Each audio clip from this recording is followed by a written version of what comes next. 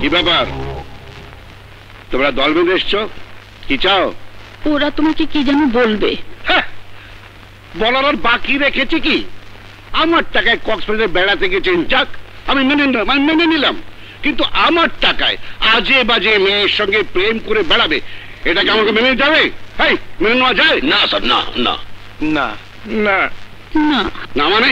আহা, ওরা কি বলে একটু শোনোই না। বাবা, আমাকে তুমি মাফ করে দাও বাবা, আমাকে তুমি মাফ করে দাও। না বাবা, বাবা করতেই হবে বাবা।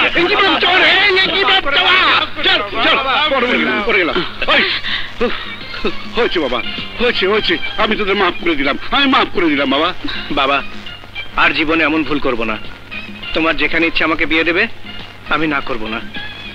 মেয়ে যদি ল্যাংড়া বোবাও হয় তাও বিয়ে করব। হ্যাঁ বাবা, আমরা আর কোনোদিন তোমার অবাধ্য হব না, তোমার টাকাও চুরি করব না। তোমার যেখানে খুশি তুমি আমার বিয়ে দাও। মেয়ে যদি টেরা হয় আমি না করব না। মান্য নেন স্যার, নেন মান্য।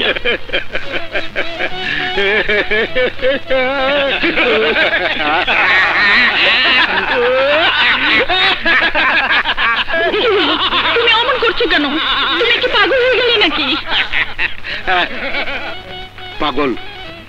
হ্যাঁ, আমি পাগল হয়ে গেছি, আমি আনন্দে পাগল হয়ে গেছি। ফকির চাঁদের দুই ছেলে আজ মানুষ হয়ে গেছে। দুলারি বেগম, তুমি আমার এই ছেলে দুটোকে কত বদনাম করেছো।